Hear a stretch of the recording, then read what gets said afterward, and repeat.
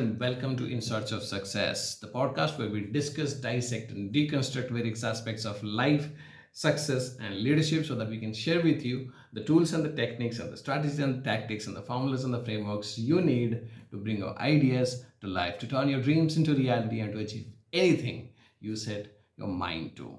This week, we continue our exploration in the world of leadership and how leaders can become effective and how can we create the workplaces of the future, right?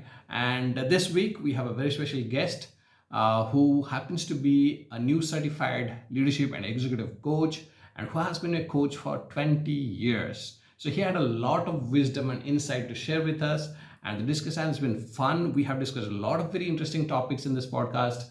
We discussed what makes leadership effective, how as a business leader I can minimize the impact of changes in global, kind of factors to my business. Then we discussed about the evolution of leadership along with the business evolution. For example, we started with the industrial evolution. We had industrial economy. From there, we moved on to a technological evolution. And we had a technological economy, technology economy. Then we moved into knowledge economy or knowledge revolution, idea revolution, knowledge economy, idea economy, from where now we are at attention economy. Right? So all through these, businesses have evolved. Along with that, the leadership styles, leadership philosophy has evolved.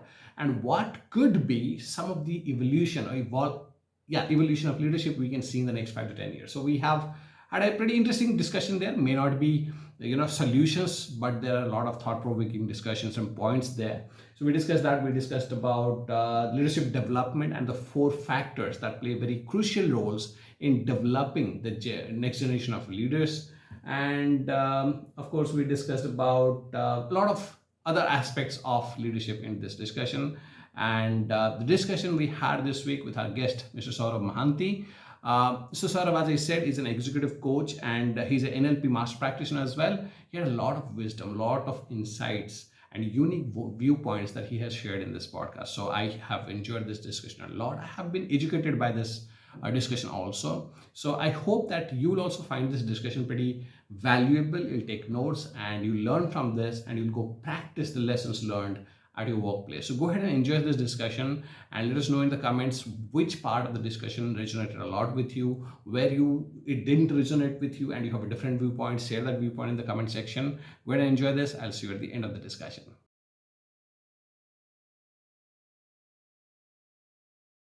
Good morning, Saurav.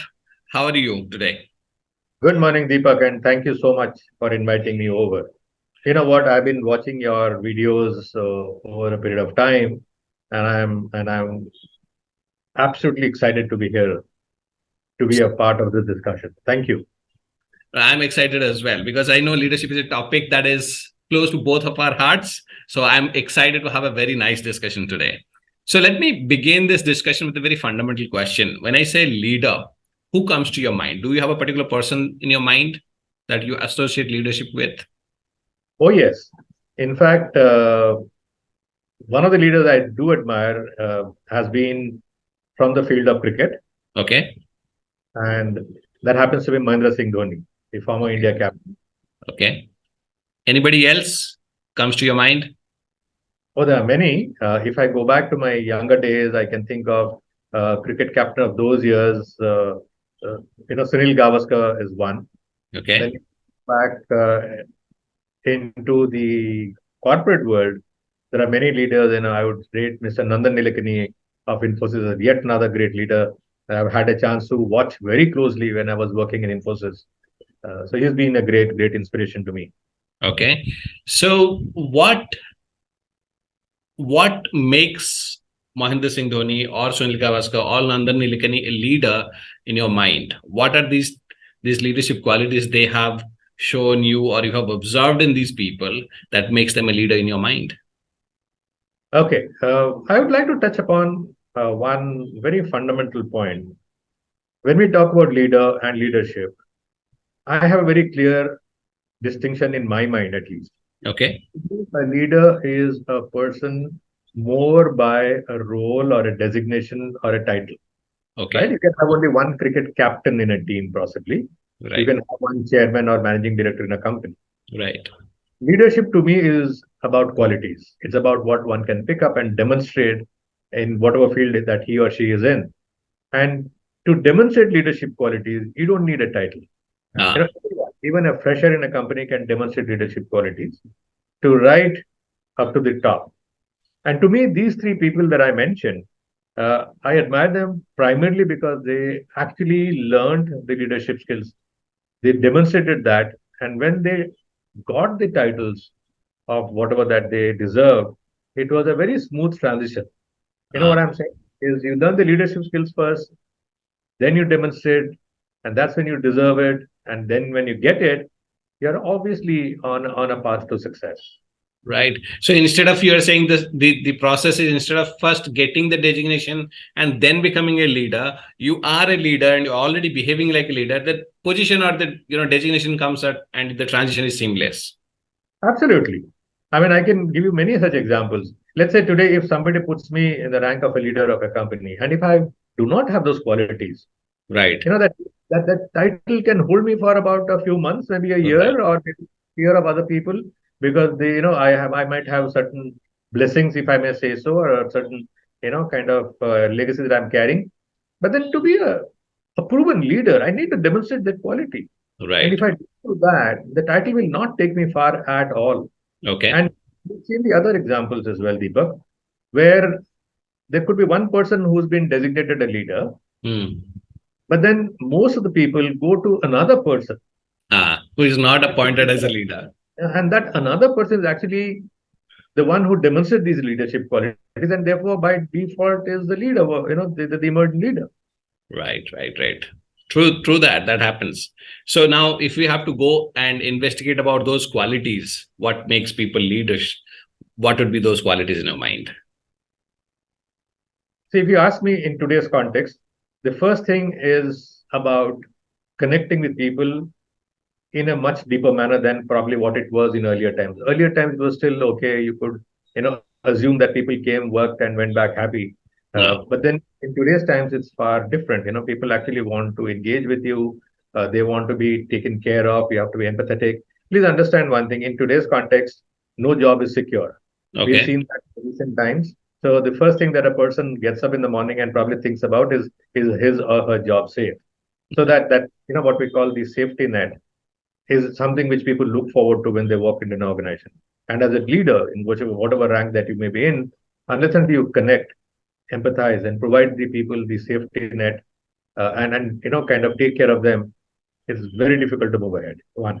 Okay. Okay. Point number two, for a leader in today's context, is all about learning, learning Hmm. new things, reskilling, trying to see what is it that is prevalent in today's context and how can you pick it up.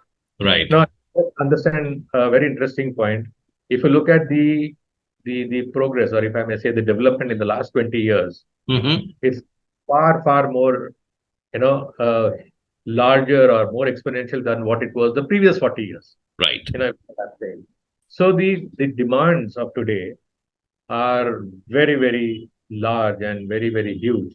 So the leader needs to demonstrate the ability to learn new things, to reskill himself or herself. Whether it's about the domain, it's about the industry, it's about the practices, or even people leadership. And that's very important. And the third thing, obviously, is to be looking ahead to the future with both the global and the local picture in mind. Okay. With the kind of scenario that are emerging, it's no longer safe to say, okay, I'm going to play only in a given territory. You never know when competition can come and in which way it can come and knock you off. So it's always important to understand the global context as well as the local flavor. And point number four, of course, is technology. The way technology is changing, businesses are changing, the modalities are changing, the way people need to adapt. Hmm. I'll give you an example. Whoever thought that people who may not have completed a formal school education but are very comfortable doing online transactions, be it digital payments to ordering things online from across the country to using technology to the best of their possibilities to transact business. So, if in a typical mindset, we would say, this technology is probably driven by, a lot of English, a lot of technical terms, and therefore we need to focus only on those people who might know that.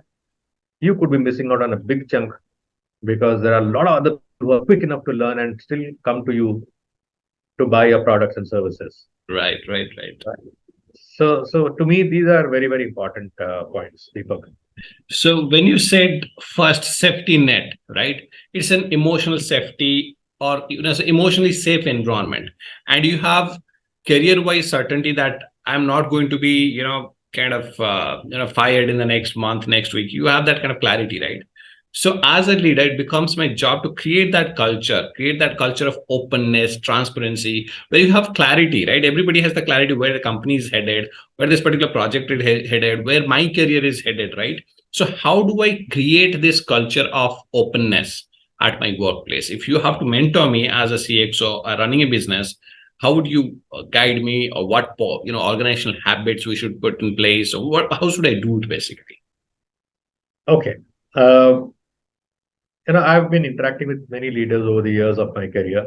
I've been a coach myself for 20 years now. I do interact with many leaders and I've seen this kind of situation, including the last few challenging years, thanks to the times we had during the pandemic. Pandemic. Post-pandemic, things have changed. And you know what? Let me share a little bit of, I would say, a difficult part of the information. Even leaders themselves are equally nervous and Right. equally worried for many reasons. One is it is about their own positions, whether they're going to be in that or not. Right. Is to take care of the entire business that they're working on, and third is of course looking after the people that they are leading. So a leader himself or herself is already on a tightrope, you know, and especially emotionally, yes. But they don't show it. They don't demonstrate that. They don't kind of reveal that to the people as much. But they're all worried. They're all going through their own ups and downs.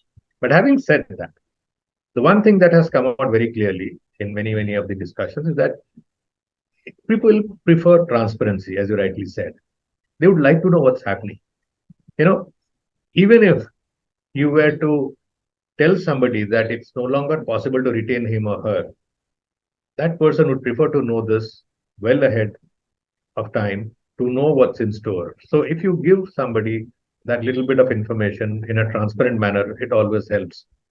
The second thing that one can do in such a situation is obviously see if you can avoid such a situation by obviously, retaining the person, but reskilling or trying to give the skills which might take the whole business forward and the whole team forward. See, I mean, one thing I always stress and I like to point out again is that no person per se is bad. It's the skill or the talent that one person brings to an organization, which may be fitting, may not be fitting to the requirements of today. So if a leader can enable that, knowing very well what's coming in the next few years, and say, you know what, you need to learn few other things to be still be here and still forget about being here. It to be more relevant in the industry as such, may not be that particular company. Right. That's a great step to take, and people are investing in that a lot.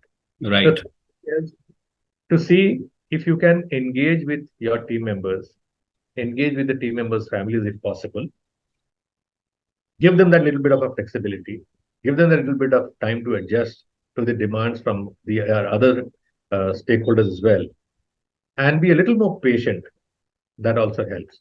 Which is why there are times that I've seen when people walk up and say, whether with things like, "Can I work from home for a few days or few months? Can I go home a little early? Can I take care of my child who's still in the school writing board exam?" Are things which are not usually discussed. So if a leader takes that first step forward and says, what's happening in your life? Yes, I know I see you in the office, you work with us, but then is there something else that you need my support on? Not that I can give you, all kinds of support, but at least I can be with you. I can connect with you with people who have either similar or, a kind of a position where they can help you on. That's a great thing to do. Right. And that's what people are looking at. That's what I'm safety net. And of course, the next step would be if people are really going through some kind of turbulent times, can we as leaders or as an organization offer them some kind of a connect where they can reach out to professionals who can, help them, counsel them, and take care of them. Some people need financial support, maybe. Some need emotional support. Some need health support. Uh, These are things which actually enables a leader to create that safety net. That's what I meant by this. Right. Makes a lot of sense. So what I'm taking away as strategies from here is try to keep communication on time and probably open. Don't hide facts in the workplace if it's especially bad news, right? Second thing you said about is reskilling for retaining, right? That's a big strategy, I think. That's something a lot of companies are focusing on now. But still, we see a lot of firing happening also. Then you mentioned about in the process of creating the safety net, provide emotional support, financial support, and mentorship whenever it is required, right? So these are the three strategies. Makes a lot of sense. Anything else you want to add, or we can move on to the next one? There are many other points that one can relate to at this point in time. For example, how does a leader, and when I'm talking about a leader at that position who can actually influence big decisions, like what's your business forecast like? What's your business looking like in the next many years? So what therefore is your production plan, your sales plan, your recruitment plan? So sometimes it's good to follow the old saying, prevention is better than cure. Better than cure, yeah. So whatever has happened. But what is that we can do today so that we don't see another round of such times maybe 3 years down the line? Right. Right. So that's those are Learning from your mistakes. I'll take that as the fourth point. right. After safety net, you mentioned about continuous learning, and you mentioned about the rate of change and the impact of change, the disruption that is happening in nowadays. And recently only, if you look at the global scale, there are so many different global factors that can affect businesses in any country, whether it was the pandemic or whether it is Russia-Ukraine war. Any these global events can impact anything, right? So how would you advise that a corporate leader or business leader or a business owner or an entrepreneur should be prepare himself or herself to, if not kind of mitigate the impact of these things, minimize these impacts in his business or her business? What would be your advice? What would be some of those strategies? The first and foremost is to keep a watch on the marketplace. Okay. We need to see where things are moving. Okay. Now, it could be coming from the area of technology. It could be the way business is done. It could be the new regulations. It could be the way people are preferring to do business with us. It could be even in the team, the way people want to be led. If you see a very, very interesting topic that has been discussed is how to manage millennials, for example. Right. So the style has changed from what it was to managing people of those days to what it is current times. Right. So it's about technology alone. So which means the leader has to be constantly, on the lookout as to what are the points which are changing again and again, and what is that likely to come in the next few years. That's one. And therefore, it's the leader or the leadership team's responsibility to look at them and start learning themselves first, to start talking about it, start creating an environment so that everybody starts learning towards it. And the interesting part is you don't have to stretch and do it everything yourself. Maybe you can outsource it. You can take experts who are there already. And the other new thing that I've seen, which is very common now, is what may be referred to as reverse mentoring, which means a leader should be open to even learning from the juniors. There's nothing that always comes from top to the bottom. You can also learn from somebody who's probably an outright fresher, or maybe somebody who's new.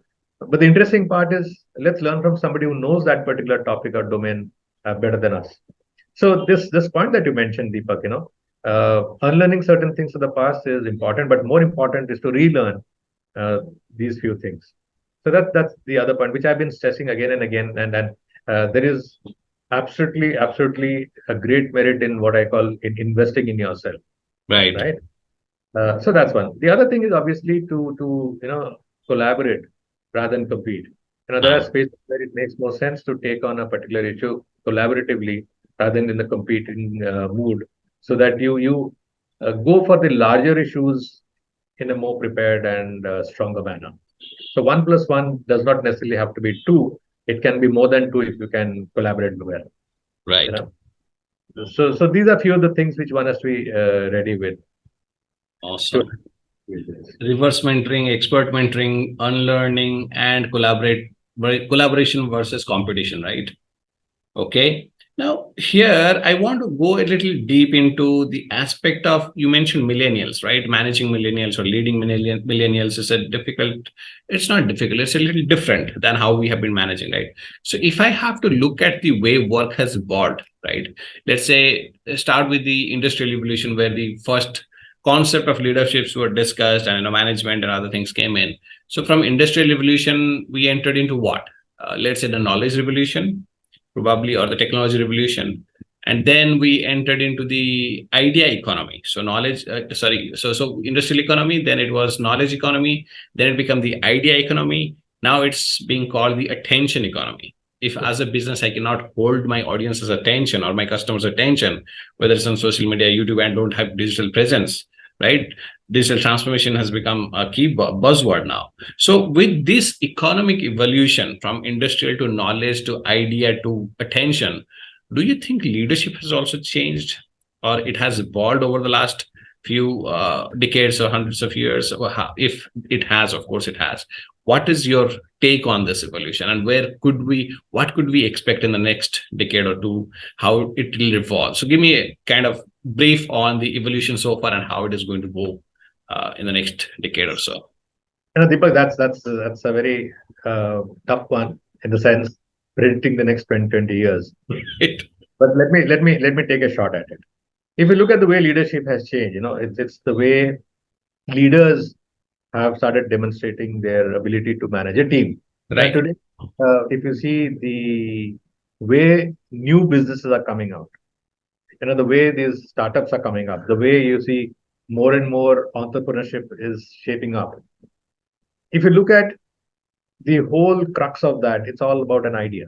I mean, I have an idea, I'll come to you, I may look for finances, I may look for customers, I may look for a place to set up and do whatever I wish to do, but the strength of it is an idea. Yes. An idea is both unique in a sense, but also replicable in another sense.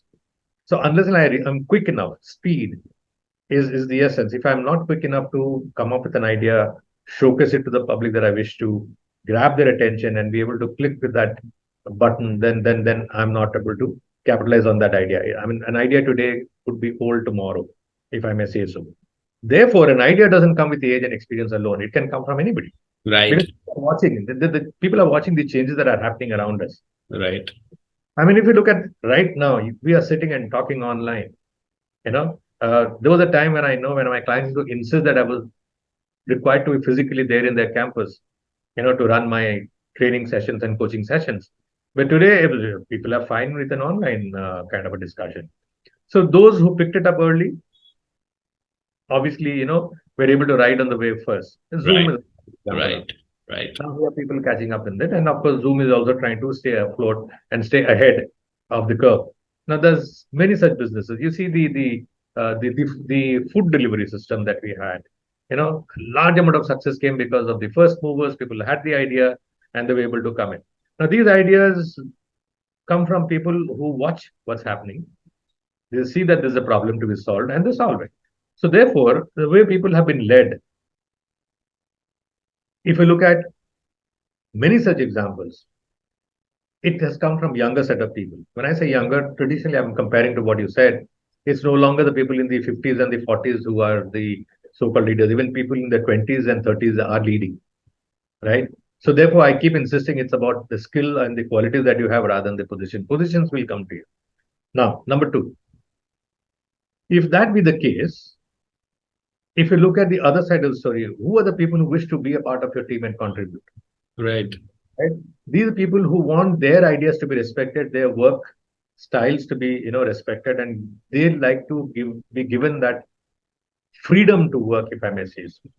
Right? So people who come in to work for a leader also come with their own ideas. They're okay to challenge. They're okay to contribute, push, test. And if it doesn't suit them, they're okay to leave as well.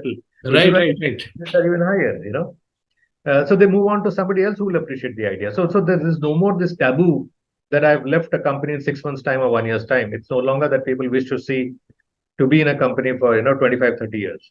And it's the norm now. The other thing is it's all about the contribution you make, irrespective of the degree that you have. Right. So enough examples of people who have been qualified in one particular topic but working in another field.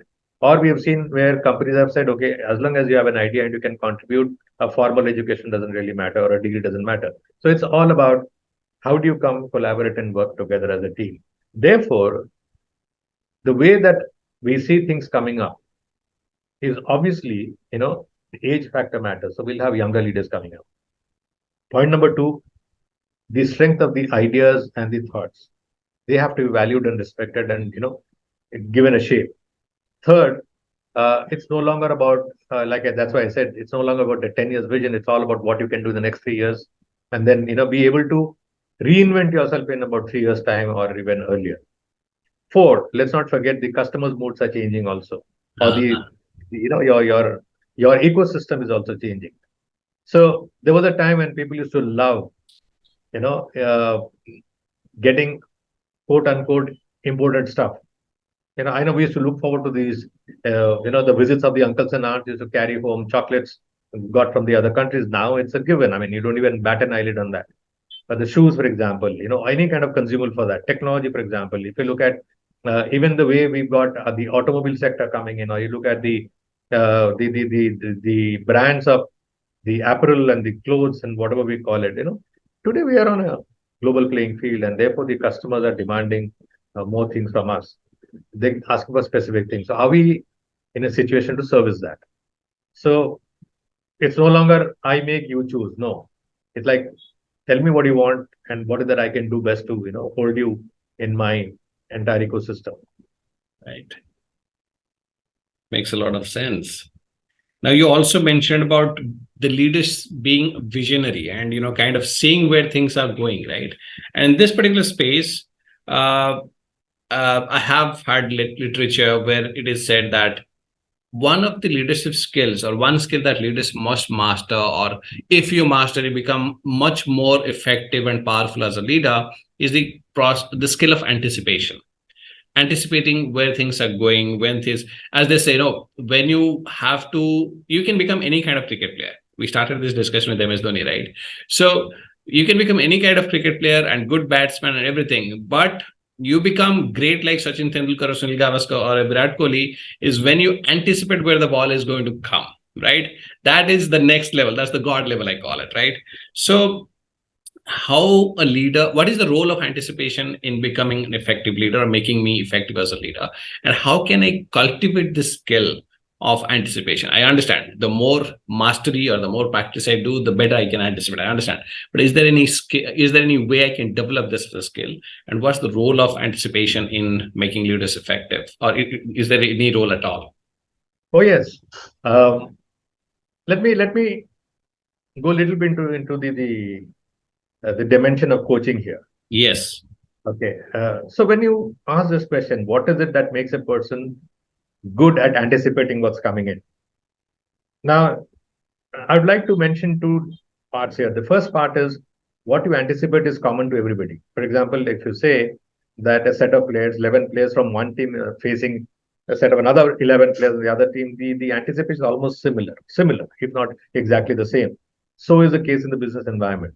So for a leader to be able to anticipate things correctly, you need a bigger dimension, which is your ability to know what are you, where are you, what that you can think about yourself, and how prepared are you. So it's more like a little bit of a outside in approach. Therefore, self-awareness is more important. Now, for example, if you look at the three names that you mentioned, whether it was Sachin Tendulkar or MS Dhoni or Virat Kohli, and all three of them had different approaches in anticipating and taking the situation head on, because each of them had a style which came primarily from their ability to understand what they're all about. Individual styles. Yes, yes. Absolutely. Right? Why is it that Sachin Tendulkar went on to become the captain, then came back and became a batsman? Why that MS Dhoni was referred to as Captain Cool, and why was Virat Kohli's style so very different? Is because they were fully aware of what they were. They Yes. were. So that self-awareness component is big in whichever field that you may be in. Mm-hmm. Right? So unless and until you are genuine to yourself, unless you really know what you are, unless you're really connected to yourself, it will be very difficult for a person to lead by pretensions or to live in a world where one can, you know, dream of being a leader because I want to follow certain styles as I have seen when I was growing up. I can try to be a Deepak, but I'll never be a Deepak, Right. right? I need to understand what I am. I need to understand. And therefore, one of the big components uh, which makes a difference here is how self-aware are you? And therefore, Right. self-leadership comes first. Now, when I asked the question about evolution of leadership, right? In my mind, how I see it is if you look at the people who became CXOs and all that in the, let's say, 80s and 90s, other than the entrepreneurs like Steve and Bill and all that, you see, you have to have an MBA, you have to have certain experience, and all that stuff is required. That's how a leader or a CXO was elected, right, or selected. Now, if you look at it from a degree or education and experience, experience always matters. So that's not, but from education and what kind of certifications you have, beyond that, now we have gone more into the leader's personal kind of personality, as you said. How self aware are you? How much empathy do you have? Right. And how vulnerable can you become as a leader? Right. And, what else? Empathy, decision making, right? That was there in the previous model as well, now also. But now people have understood, or leaders know that, excuse me, almost 90% of our decision making is emotional and only 5 to 10% is logical.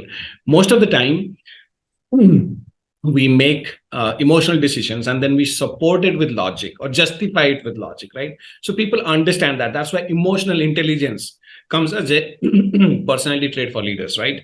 So we have started looking at self-awareness, we have started looking at empathy, emotional intelligence, vulnerability. Now that's the way I think leadership has evolved over the last few decades. So that's what I was thinking. Now somebody came up with the concept of emotional intelligence, Daniel Goleman, right?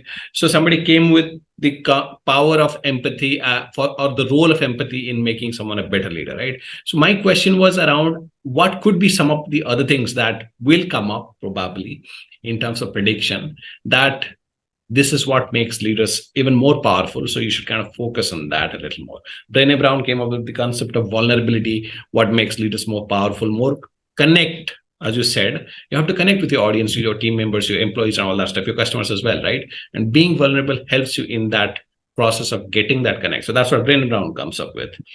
So what could be some of those other traits that are still not there, but yeah, this question is around that. So could you shed some light on that? And Okay. Let me put it in a slightly different manner. We talked about whether it's a qualification or an MBA, whatever that used to be, the ticket. Yes, it is. I mean, let me put it in a different way. It's something which gets you in, uh, but there's no guarantee going to take you up, no, you cannot. The retention is not guaranteed. right? So you might still get into an organization, but then you've got to prove yourself as you go up. Right. So what matters when you want to prove yourself? Now, let's not forget the first thing, the basics of any business. What is the reason for a business to come in? Is to make money, to make Make profits, money, make profit. Yes. right? Now, whatever the business goals that may be of the organization and whatever the goal that have been set for that particular person in that role is something which has to be first taken care of. So if you have to Absolutely. deliver, let's say growth, you have to deliver, let's say market penetration, you have to deliver innovation, you have to deliver business results, both in terms of value or volume. Uh, it's entirely up to you to showcase that first because that's the easiest thing to measure and probably the easiest thing to see and also, to get challenged or to be seen both as a success or a failure, which is why in today's context, every quarter matters. So if you see, business almost runs like from one quarter to the other, where every body is watching your results. So one can take that as one of the benchmarks of your performance. The second part of the story is that today everybody is watching an organization, which means whether it's your, the investors or your uh, people in the company or even outside, even the press or the people who outside, forget the competition, they're definitely watching you. Even I mean, your entire set of stakeholders, everybody's watching you. So you cannot hide your figures for long. So the first things first is you've got to deliver your business results. The second thing is obviously the other dimensions of it.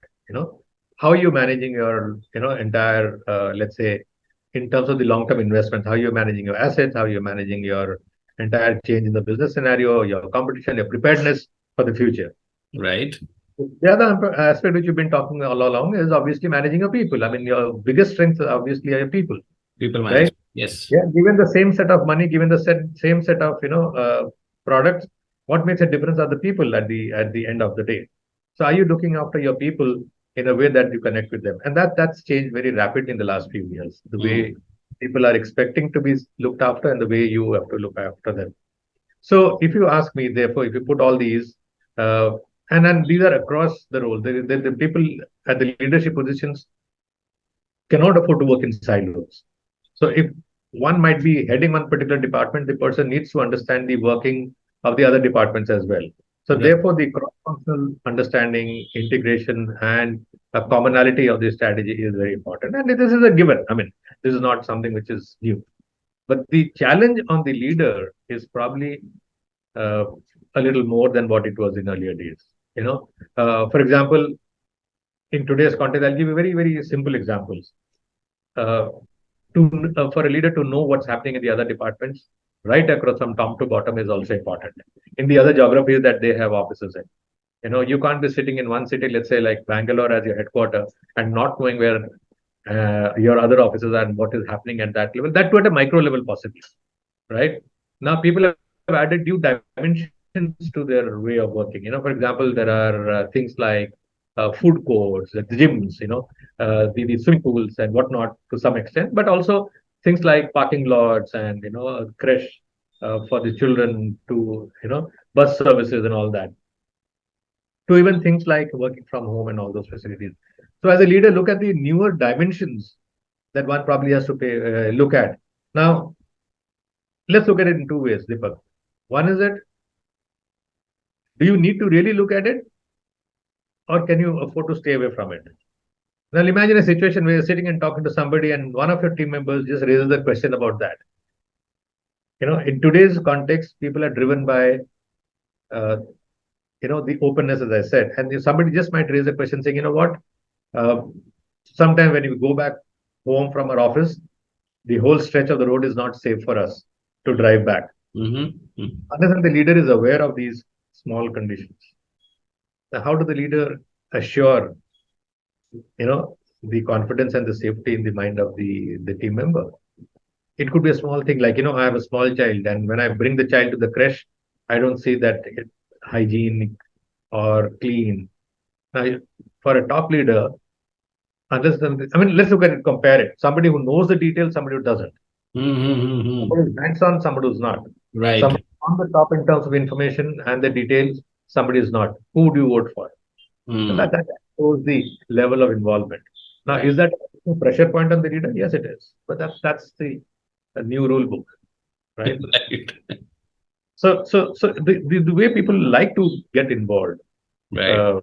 is a big factor nowadays.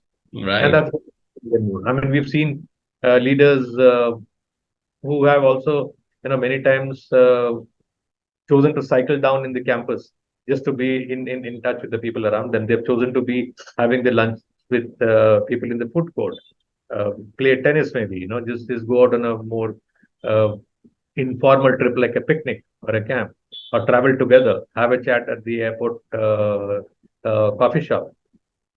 Any kind of a connect in today's context is huge, right? And these are smaller points which make a big difference. Makes a lot of sense. So now let's jump into the process of leadership development. I want to explore that with you since you are a coach already. So my first question around leadership development is kind of the area of parenting. Do you think parenting has anything to do with developing the next generation of leaders? Or do you think leaders are not developed? They're kind of born leaders, as the perennial question goes.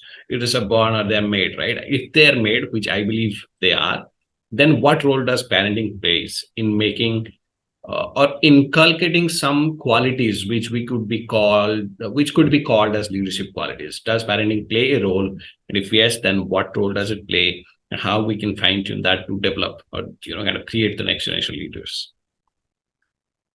You've touched a very raw nerve, Deepak. Because parenting is something which is so very personal. Each one has his or her own style of parenting, their own dreams to live, and therefore they're very very protective about it.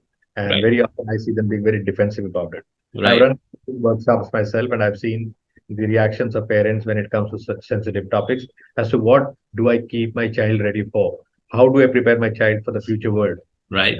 Therefore, the big question that comes in is it all about the so-called cliched educational qualification? How how well will the child study? How much of marks will the child get? And where will the child get an admission into? And therefore out, what does the child do? Or do I also inculcate the other what we call the leadership abilities in terms of the ability to care and share, to integrate with other people, to manage challenges by himself or herself, to be more important to see failures as part of life, to handle challenges in a way that everybody else is expected to do. These are few things which also come up during the discussions. Now, Right, you right. asked me an important question: how does parenting help? Uh, so my answer to that is very simple, Deepak. One is the parent himself or herself has to be very, very clear what is he or she preparing the child for. Okay, okay. There is nothing wrong, nothing right here, and I will not judge on the steps that they take. However, if the focus is there early on, then it makes immense sense. Number one. Right, right. Number two, when a child starts growing up, it's also important for us to see where is the child inclined towards, Mm-hmm. right? You asked a very powerful question, are leaders born or made? To me, again, I go back to the first one that I meant, is all about leadership qualities. So if it's about a skill, it can be learned. If it's about body of knowledge, one can acquire it. If it's about the attitude, one can be trained towards it. So when we talk about the basic components there of the leadership qualities, why not? I mean, as a parent, I can either do it myself or I can ask others to help or enable my child towards it. Now, whether the child will go use it and end up being a leader or not is entirely up to him or her. Whether the child will actually earn the position or not is entirely up to his or her ability to deliver. But am I preparing? Sure, I can. Now, there are some areas that we have where we rarely touch upon. For example, uh, financial literacy, which is picking up now, thankfully. But then, how do we prepare a child about finances, for example? But that's an integral part of leadership. Second is about interactions with people. I'll give you a very funny example. If you would have seen right from the beginning, the focus for a child is to compete. To be a good student, to come out a topper, if not the topper, at the top part of the class. So every time the child comes back from an examination hall, the parent is keen to understand and ask, how did your exam go? When the child comes a report card, the comparison is, how did the child do vis-a-vis somebody else? So the child is being brought up on this essence of competition from right from the birth, if I may say so, to the age of 21, 22, 23. Now look at what happens when the child enters the corporate world or a job. So one of the things that we tell them is part of any orientation is learn to collaborate, teamwork, learn to be, somebody who can share about work and ask for work. Can you imagine the pressure of that person there? For 20, 23 years, we've been on a competitive mode, and now suddenly somebody says, go share. And people often face that. And then again, there's a very subtle competition in the organization as well, where we give out these messages. When somebody says, Deepak, have you seen how does Saurav do? He's far better than you. Comparisons, So this, what is the message that we're giving out? So unless and we kind of work on this, we're going to have a very confused person, and therefore the person will decide to do what he or she thinks is good, which may not be aligned to what leadership wants, right? And the other thing I find is very often parents get very protective. When I say protective, they would like to shield the children from the harsh conditions of the world. Very, very natural for a parent to do it. But then is that aiding the growth of the child, or is it something which is not exposing the child of the real world? So if I insist that the child has to be accompanied by somebody to travel for an examination at the age of 16 or 18, that's a good thought. But if I do it repeatedly and never have allowed the child to, or the young adult, to travel on his own or her own at the age of 16 or 18, and suddenly, he or she is expected to travel across a state or a country to deliver business results, you can imagine the trauma the child might go through. And I've seen that. Right. And let me tell you, I'm not saying because I've read about it, I've seen that, how children find it very difficult when they get into this stage. About being provided the best. If everything is available to the child at the, at every stage of life, that the child doesn't push himself or herself to get as a result of hard work. Now, what happens then? Now, I've seen the other condition where I've seen even parents walking up to organizations and even so-called challenging or confronting the manager, saying, why are you making my child work so much? And I'm using the word child, which is not a very friendly term for a 23, 24-year-old person. But then this is what I've seen. So when a parent walks up to the manager and says, my 23-year-old child is working too much, why are you doing it to him? That's a big job example, right? Well, this has happened, huh? Sorry? This has happened. Yeah, it has happened. It has happened. It was yesterday I was discussing this with my wife, who happens to be a visiting faculty at IIM Amritsar as well. So we've seen this case where at least two such cases came up in the recent past, where parents have actually gone ahead and taken the charge of discussing work with the managers. Wow.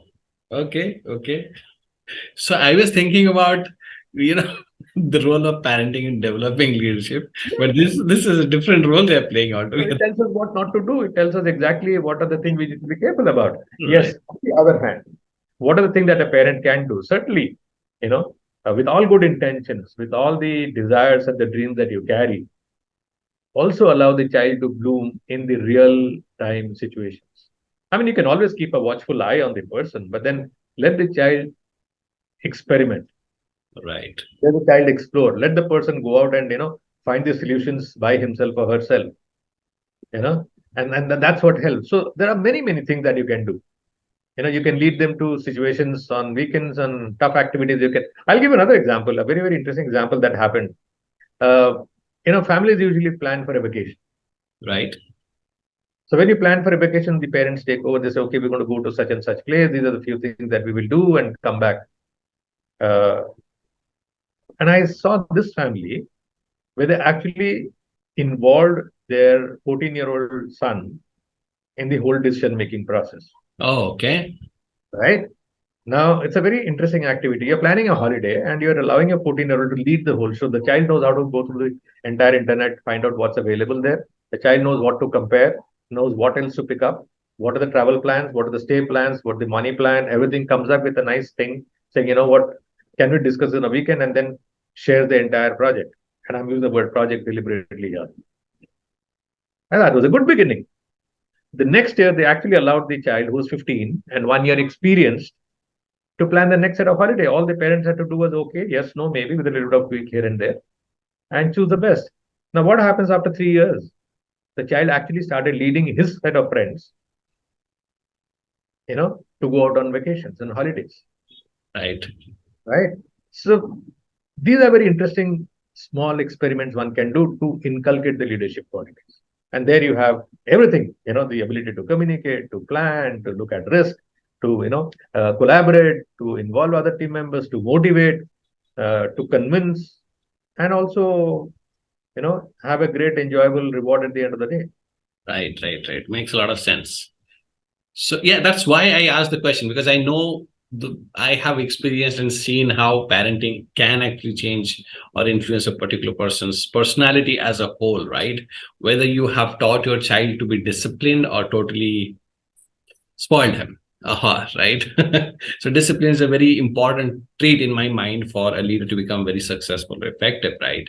The other thing I feel that parents can, or as parents I can, or we can do, is probably teach our children about taking feedback or seeking feedback, because feedback is the only way of improvement or exponential growth, right? So you take a bunch of feedback from legitimate people who are supposed to be your coaches or mentors, work with them, take feedback and incorporate those feedbacks to make yourself better the next time. You keep doing this process, repeating this process, your growth is going to be exponential, right? But I have seen, I have also, certain occasions I have kind of stopped this feedback receiving process, or kind of, as you said, we protect them from the unfairness of the world, but they have to live in that world, right? They have to go out into the same world. So probably following discipline, feedback, how do you receive feedback, how do you process feedback, right? Whether it's a feedback constructive from a coach, or it's a negative feedback from your peer or a friend, or some kind of other work, right? The world is not fair place, right? So you have to teach them probably that. So these are a couple of things in addition to whatever you said. Communication you mentioned, right? So there are a lot of aspects of personality development that parents can contribute to, not in the context of leadership, but if you do this, there's a very good chance that these people will go ahead and become better leaders, right? So yes, that's why I brought up this question. So the second point in the journey of development of leadership beyond parenting is the role of sports, right? If somebody is playing a sports versus somebody is not playing a sports. Now, I would not say people who have not played sports, they become bad leaders, and we do not have great leaders who have no relationship to sports. That happens. But my question is, in general, if I expose a kid, to sports, does that impact in any way his possibility or her possibility to become an effective leader in the world in the future? So what's the role of sports in leadership? Okay. Sports, if you see, is again another activity or an avenue for one to experiment with whatever qualities or potential that you have. Right. Uh, it's actually often said that in a game of 90 minutes, you learn a lot more than what you could probably learn in 9 weeks or 9 months. And that's Right. so because you actually go out and implement whatever you have in your mind as a strategy or as a thought process. Whatever you have learned, you just have to go out and demonstrate. And those 90 minutes are probably 1 hour or 2 hours that you play teaches you a lot. It teaches you about strategy. It teaches you about teamwork. It teaches about communication. It teaches you.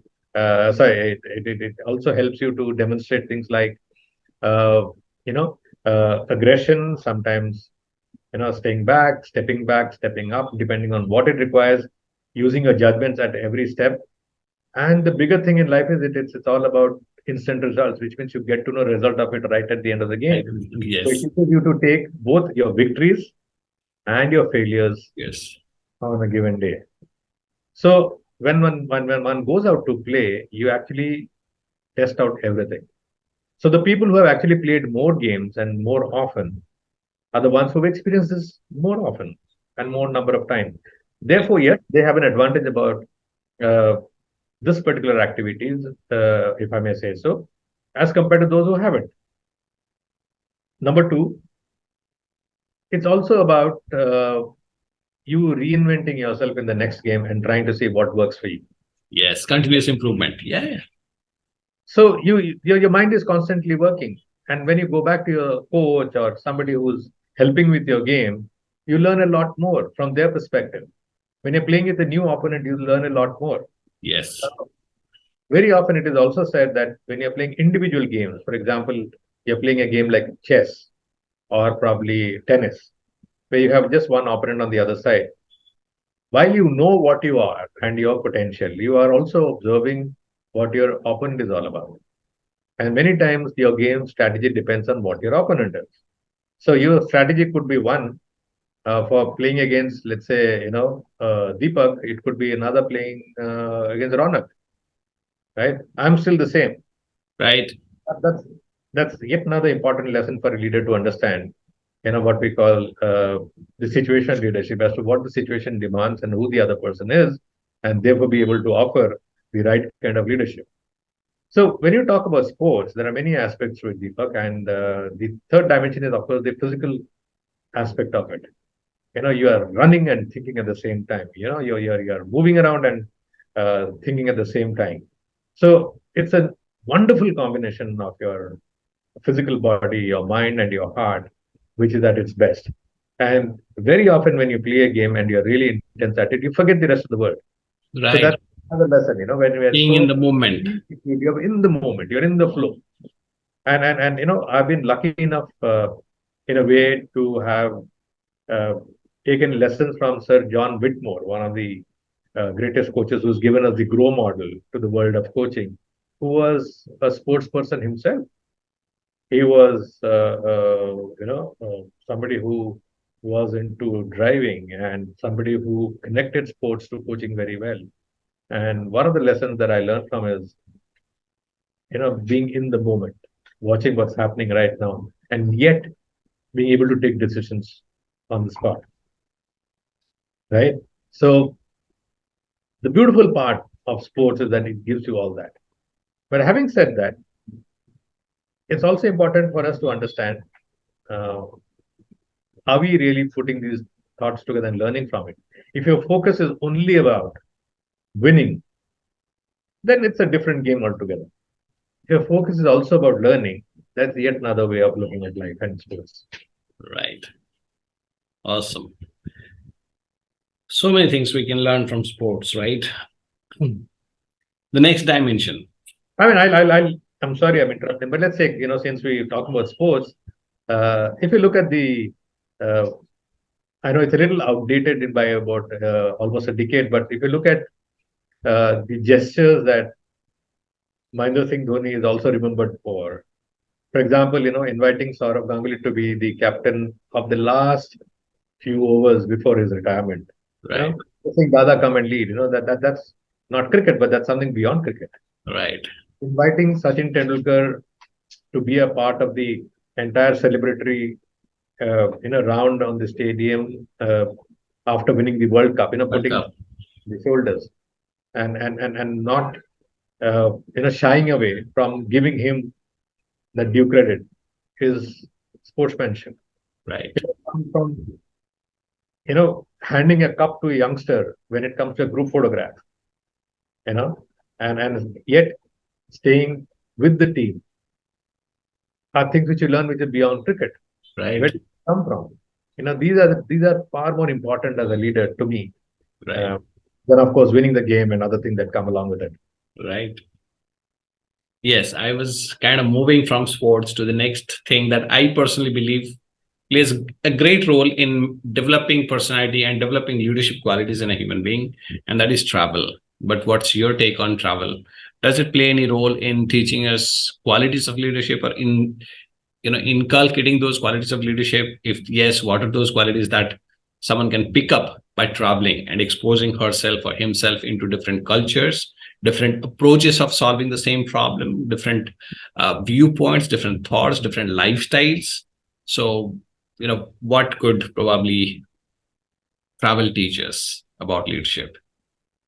Many things. You answered the question partly yourself. It teaches you about the culture. It talks to you about the people and the way people do business there. It also talks about the mood and the requirements of your customers, maybe. More important, it also talks about the culture of the team that you are carrying in that geography. See, Right. this happens at the lower level of the organization. Not everybody gets to move around and see, but then as a top person, you have an opportunity to move around and see. Of course, in today's context, one can do it through the electronic medium, but it's always an advantage to be there and see it for yourself. I'll give you an interesting example where I was also involved. So I was working for this company where the company uh, leadership had a set of policies for the way we did business. And one of the conditions was that we had to sell the product through either a check or a draft, not so much of cash. But the territory that I was uh, part of, where I was leading my sales team, that territory believed in a large part of cash transaction. And of course, I'm talking about the mid 90s. Now, it was very difficult for us to convince the top leadership that that location believed in the cash transaction. They believe in, they were okay to give you any amount of cash, right? Are we open to this kind of an idea? That debate continued. And I had the good fortune of having the CEO of the company coming to that location once. And we wanted him to meet some of the big customers and generally take him around. And he, being a true leader, actually found out for himself through various interviews, discussions, and actually going to the marketplace himself. I remember him going to meet the big customers that we had, the corporate clients. I remember him going to meet the dealers that we had.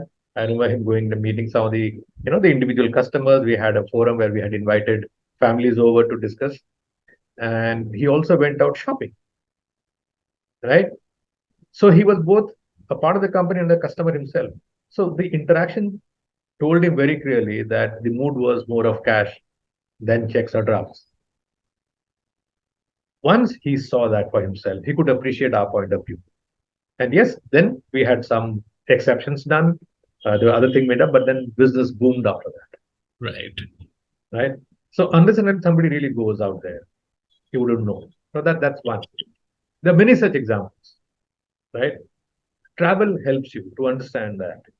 So if a leader has widely traveled, whether it's inside the country or outside, whether it's into the deep, the territories that we call it, unless somebody knows the realities of that part of the geography, they will not be able to appreciate it. It's very easy to draft a policy or think about leadership sitting in the head office or whatever the offices may be. Right. But visiting and traveling gives you a far stronger understanding and a bigger dimension. I would agree, because this question is not a new one. It's a question that I have kind of asked many times. I have kind of lived through this question. There are so many case studies, like Kellogg coming and launching its product in India. And, they didn't know that Indians love their food or breakfast, especially hot, right? But the first batch of Kellogg's, or, the things that came out, breakfast, when you put them in hot, milk, it becomes soggy, right? They have to go to the market, understand and study your customers, understand their way of thinking and way of being, and then you can probably launch a product or a service that makes sense or gives you a chance to probably survive and strive, right? Otherwise, it's going to be a little difficult, right? That's why I believe travel has a lot to teach us in terms of leadership qualities. So that's why the question was there. The fourth part of this quadrilateral, I feel that is kind of essential to build leadership qualities, is the coaching aspect. So what role does coaching play in developing leadership qualities? And is India, kind of still struggling with this concept of CXOs and senior leadership working with coaches, or we are good now, or because this is a kind of, for us or people I talk to, it's kind of a foreign concept. If you look at US and other country, US mostly, most of the senior leadership team work with a coach or a mentor, right? But that concept is not so prevalent in India. We're still struggling, with the concept of having a coach. Why do we need a coach? We all have experience. What can a coach do, right? Stuff like that, right? So do you see that's changing and over the time, and where do you see that going forward, and what is the role of a coach in developing leadership qualities? Deepak, I'll take a little long to answer this question because Please. you kind of come to a very, very important topic and very close to my heart. And also something which I'm going to debate a little deeper. Number one is, while we think coaching is a foreign concept, actually, coaching has been in this country for a long, long time, right? We may use the word coaching in its new avatar, but then if you look at whether it was the kings and the royal family, they always had advisors, so-called mentors, the gurus as we call them. If you look at the Gurukul system that we had, that had also a way of coaching people because they stayed with their gurus and learned everything from them. Right. If you look at any topic or any situation from this great country, we've had coaching, whether it was referred to or not is a different question, but we had it in a way that it made a difference to the person who was leading, right? And it's been there for ages. Well, if you look at now the understanding of coaching, the coaching practice, as if I may put it, has two ways of looking at it. The first part is where people think it's an enabler. It helps me to move from where I am to where I wish to be, or where I can be better than where I am today. So it's more of an incremental growth in what I'm doing and what I can do. It's about where I'm performing and where my potential is. And that's why we always refer to these 2 points. What's your performance? What's your potential? say anybody who sees this as an opportunity, anybody who sees this as an enabler will welcome coaching. Right. Now, what the other dimension, therefore, a lot of people come back with a little bit of uneasiness and say, what's wrong with me? Why should I need coaching? The moment you say that, you're out there to find out and fix a problem. Coaching is not so much about fixing a problem per se. It's all Right. about fixing for sure, but then taking you far ahead. So there are people who are not very comfortable with the idea of coaching because for them the belief is something wrong with me. Wrong with me, And right? I'm being singled out. Right. So coaching as a practice, when it has kind of uh, shared in the current context, a lot of people therefore raise this doubt saying, why do we need coaching? And there are a lot of people who grab this opportunity, trust me. They know it's going to make a big difference for them. Now, is that growing? Yes, it is growing. The good news is it is growing. People are able to realize this. We've seen coaching in the other areas. One is in terms of education. You see, the coaching business has gone to an extent where companies have made billions of dollars by banking on this one common practice that while there is formal education in the schools and colleges, you need so-called extra help, which is just about coaching. We've seen coaching in sports, right? We've seen people who go through this program. We've seen coaching in other activities like music, singing, So wherever we've seen people who wanted to move up, they've gone into this process of coaching. Okay. The catch, therefore, there's a little bit of a competitive move down there. Nothing wrong with it, but it's coaching competitions or coaching for success is something which we've seen. So what's it that's so different in the corporate world or where leadership is concerned? Whether again you see in the formal or informal manner, most of the leaders have a sounding board. They have this so-called 5 a.m. friend. They reach out to their, people who they can confide in, who they can talk to, ask for tips. So there is an informal setup most leaders have. If not anything, it's a very quieter way of learning. What I call is that every person has at least one role model.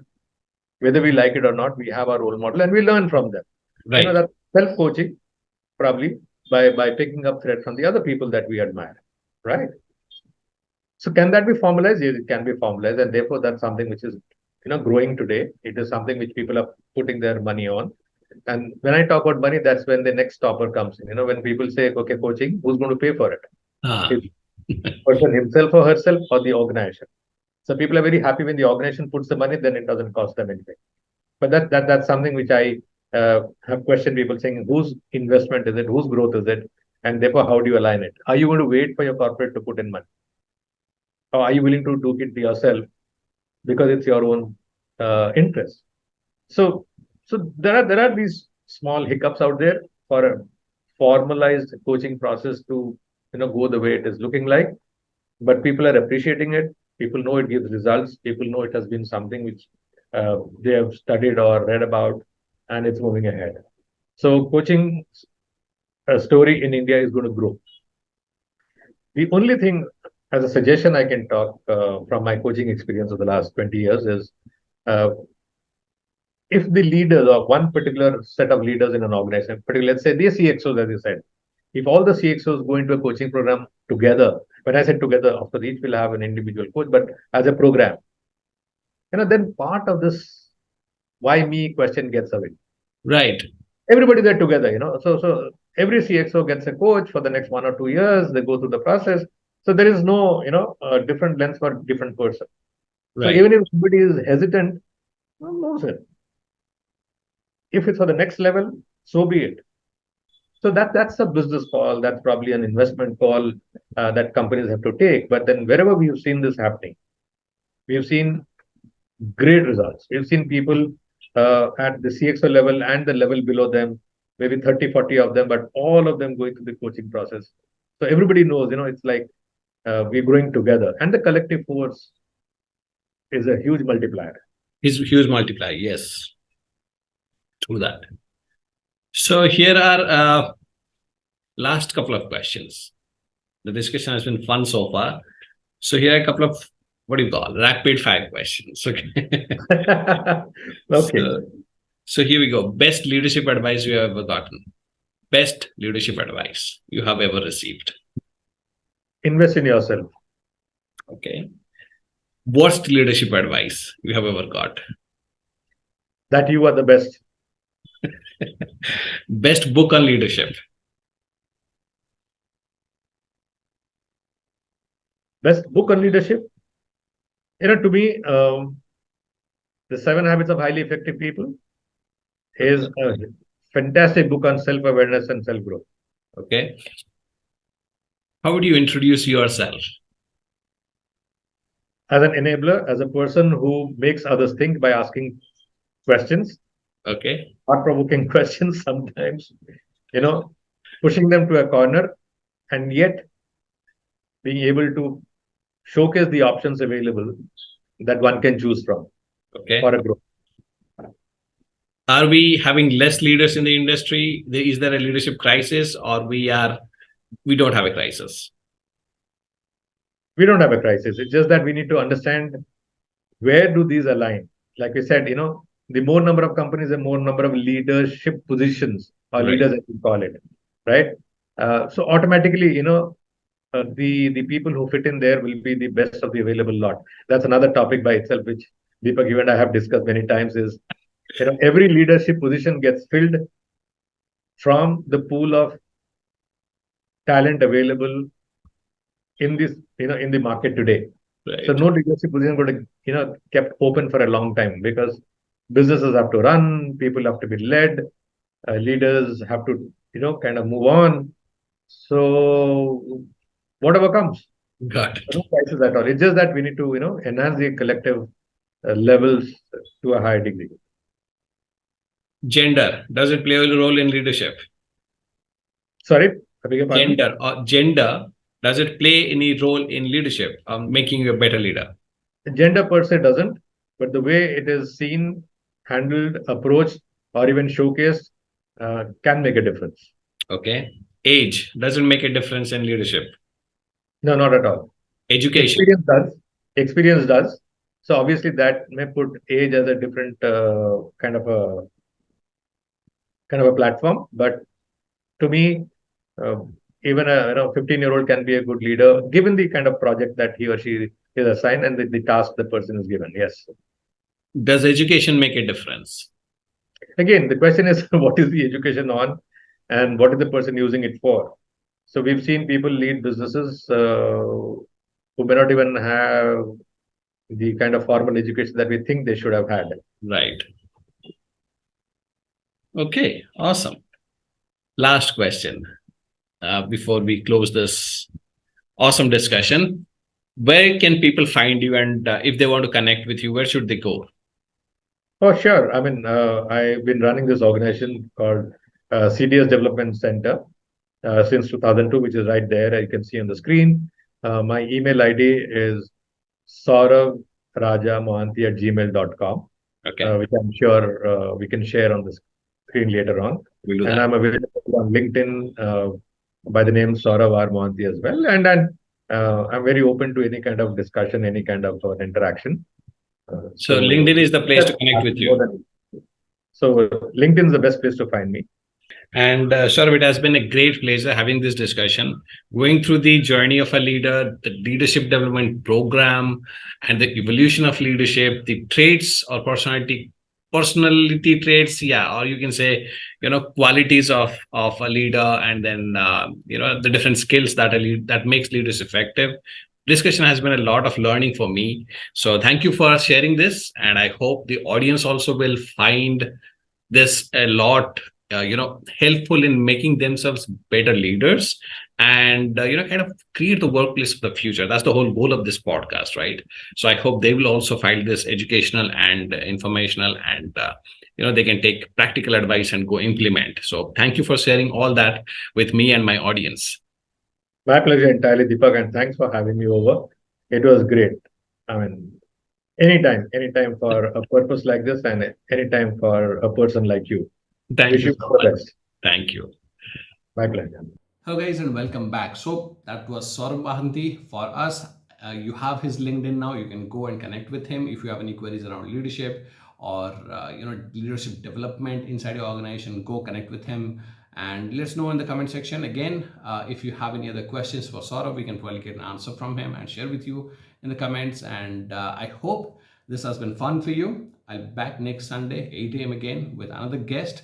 And as I said in the previous episode, slowly we are now trying to move out of leadership and to discussing life and success as well, right? So I'm not sure which guest or which episode is getting released next Sunday, but I am sure you're going to enjoy it. So till then, take care, have fun, and be limitless. I'll see you next Sunday at 8 a.m.